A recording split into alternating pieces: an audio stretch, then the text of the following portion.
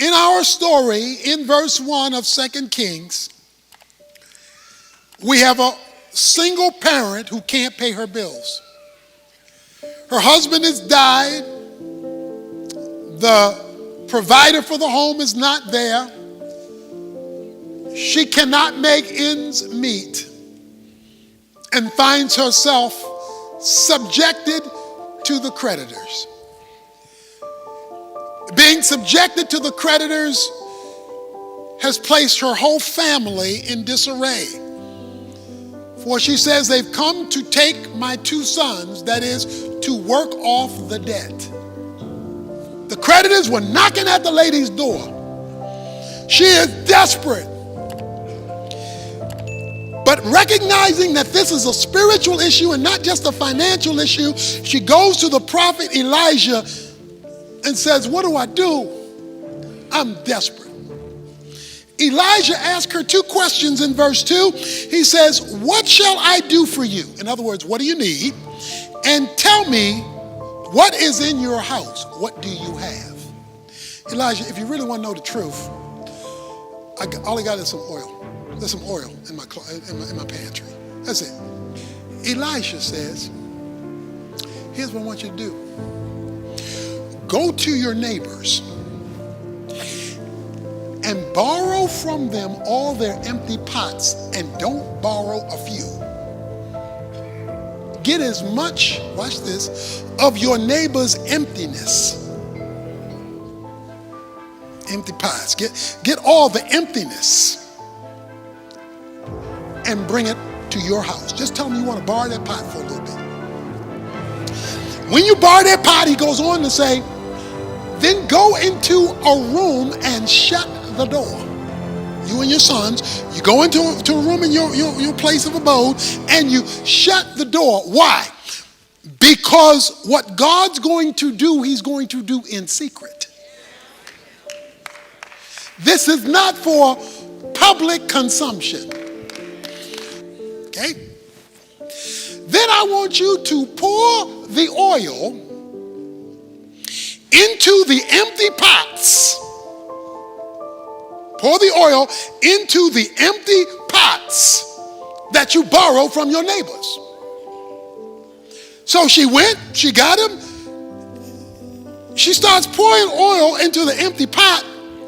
And this pot gets full, and she pours on this pot, this pot, this pot, this pot. This oil keeps coming.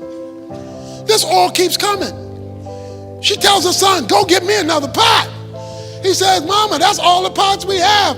Once that happened, bam, the oil stopped. Oil stopped. Wait a minute. Where are you going to go to the preacher about a business opportunity? I mean, he's into preaching. He's a prophet. No, he's more than a prophet. What he is giving you a spiritual perspective. You see, the woman didn't really know what she had. She had oil, but she had not given oil a spiritual understanding. All she thought was she had a little jar of oil in her closet, but God had not been attached to the oil, so she had no idea of what God could do with a little when it got attached to God to turn it into something totally different. Guess what I'm trying to tell you? The solution to your debt, you may already be looking at it and not even know it's there, because God never got hooked up with it. But when God got hooked up to the oil, she is filling the vessels. He says, now go back and sell to your neighbor oil. They're going to need oil for cooking, oil for lighting their lamps. So you got their borrowed their pot, sell them the oil, and then he says, this is a bomb. He says, and then you and your sons can live on the rest. Retire. When you get in line with God and God begins to move, he can do exceedingly abundantly above all you can ask or think. Luke 6:38 says, give and the thing you give will be added back to you. It will be pressed down, running over, because other people will circle. If God was talking in today's language, he would say, if you do this thing right, what goes around comes around. Because whatever you need, he says, give it to somebody else. Find a neighbor you can deliver it to, even if it's just $1 to somebody who needs a cup of coffee or helping somebody go. You do that, because when you send it out, God works that thing back around so that it boomerangs back to you, so that it comes back your way. And if you don't believe me, ask the widow of Zarephath. She had 1 meal left. God said, give it to the prophet. She gave it to the prophet. Then it says, and she and her son ate for many days. If you don't believe me, ask Samuel's mother, Hannah, because she said, I can't get pregnant. I can't have a child. But God, if you give me a child, I'll give you the child that you give me.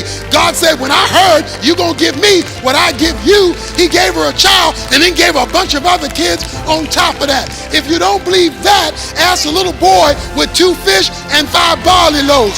All he had is lunch. But when he gave it to God, God multiplied it and fed 5,000 men, not counting women and children. What I'm trying to tell you is we're dealing with a debt-canceling God if you get back in line with him.